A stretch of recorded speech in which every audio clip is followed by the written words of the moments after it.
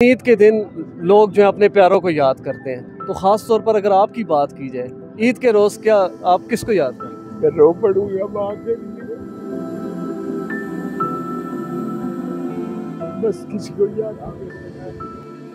शेख रशीद साहब आज अपनी वालदा को याद करके खासे गमगीन हैं। शेख साहब, ऊँटों की कुर्बानी करने की क्या कोई लॉजिक है? लोग ज़्यादा होते हैं, गोश्त ज़्यादा तकसीम हो जाता है। मैंने कोई डीप फ्रीजर में तो नहीं रखना। शेख साहब, बुनियानुम मरसूस के बाद ये पहली ईद है और जिस तरह इंडिया को जवाब मिला, मेरे अंदाजे के मुताबिक तो जी जंग अभी ख़त्म नहीं हुई। मोदी बिहार के इलेक्शन को हर सूरत में जीतना चाहेगा।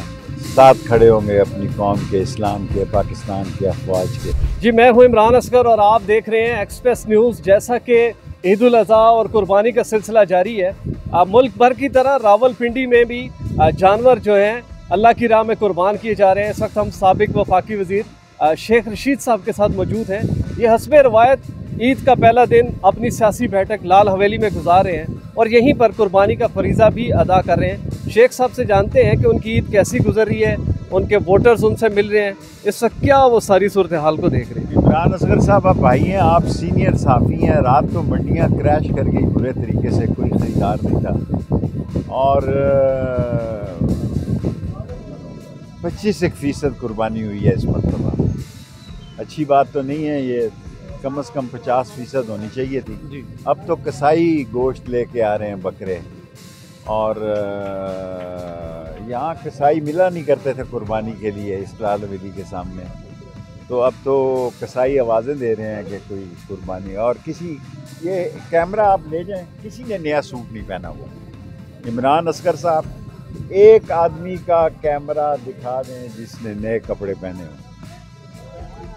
सो कोई ख़रीदारी नहीं हुई, ना मोती बाज़ार में, ना बुरा हाल है। शेख साहब, आपने इस दफ़ा क्या कुर्बानी कर रहे थे? ऊँट हो रहे हैं कुर्बान, इसको कवर कर सकते हैं आप। 2 ऊँट मैं हमेशा देता हूँ, तो पिछले 20 साल से, तो एक हो गया, एक अभी करूँगा। शेख साहब, ऊँटों की कुर्बानी करने की क्या कोई लॉजिक है? लोग ज़्यादा होते हैं, गोश्त ज़्यादा तकसीम हो जाता है। मैंने कोई डीप फ्रीज़र में तो नहीं रखना। मेरे को बीवी बच्चे तो नहीं जिन्होंने पकाना है।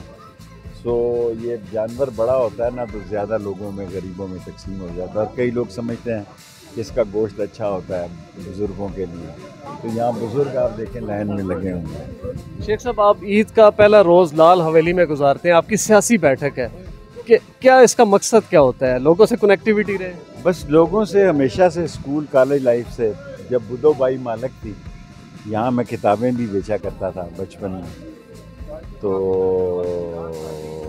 बुद्धो बाई भी देखा करती थी कि यहाँ लोग ईद में, उस वक्त में नया मैं छूट के आया था, मेरा कोर्ट मार्शल हो गया था स्कूल में, या 1 साल कैद और 10 कोड़े माफ़ हो गए। लेकिन जगह बाहर ज़रा खुली होती है तो यहाँ 100-200 बंदा बैठ जाता है। शेख साहब, बुनियानुम मरसूस के बाद ये पहली ईद है और जिस तरह इंडिया को जवाब मिला, आप क्या समझते हैं अभी भी इंडिया कोई ऐसी हरकत कर सकता है? मेरे अंदाजे के मुताबिक तो जी जंग अभी ख़त्म नहीं हुई। कर सकता है या नहीं कर सकता ये और बात है, लेकिन जंग अभी ख़त्म नहीं हुई। मोदी बिहार के इलेक्शन को हर सूरत में जीतना चाहेगा और उसके लिए हमारे साथ वो शरारत कर सकता है। वो बाज नहीं आएगा। उसने बाबरी मस्जिद में की, उसने समझौता एक्सप्रेस में की, सब कुछ किया। सो जंग हो सकती है, लेकिन हम साथ खड़े होंगे अपनी कौम के, इस्लाम के, पाकिस्तान के, अफवाज के साथ खड़े होंगे। शेख साहब, आप एक बड़े पॉलिटिशियन हैं, मजबूत असाब के मालिक हैं, लेकिन ईद के दिन लोग जो है अपने प्यारों को याद करते हैं, तो ख़ास तौर पर अगर आपकी बात की जाए ईद के रोज़ क्या आप किसको याद करते हैं? रो पड़ूंगा माँ के लिए, बस किसी को याद नहीं। 3 दिन से रोज वही होता हूँ, सुबह किसी को याद नहीं करता, किसी की मुझे ज़रूरत नहीं।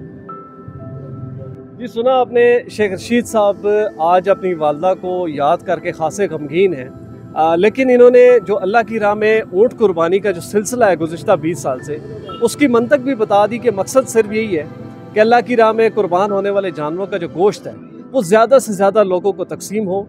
ये पूरा दिन यहाँ पर अपनी सियासी बैठक में मौजूद रहेंगे। नहीं होगा, 2 दिन रहता हूँ, 2 दिन बैठूंगा, कल 3 भी बजे तक। शेख साहब बता रहे हैं कि कल भी ये यहाँ पर होंगे 3 बजे तक, और जितने इनके वोटर्स हैं, जो सियासी इनकी वाबस्तगियाँ हैं, लोग बड़ी तादाद में आते हैं यहाँ पर, ईद भी मिलते हैं, और शेख साहब अपने हाथों से जो है वो गोश्त तकसीम करके जो कुर्बानी का जज्बा है उसको पूरी तरह उससे फ़ायदा हासिल करते हैं, ताकि अपनी खुशियों के साथ अपनी खुशियाँ लोगों के साथ भी शेयर की जा सके।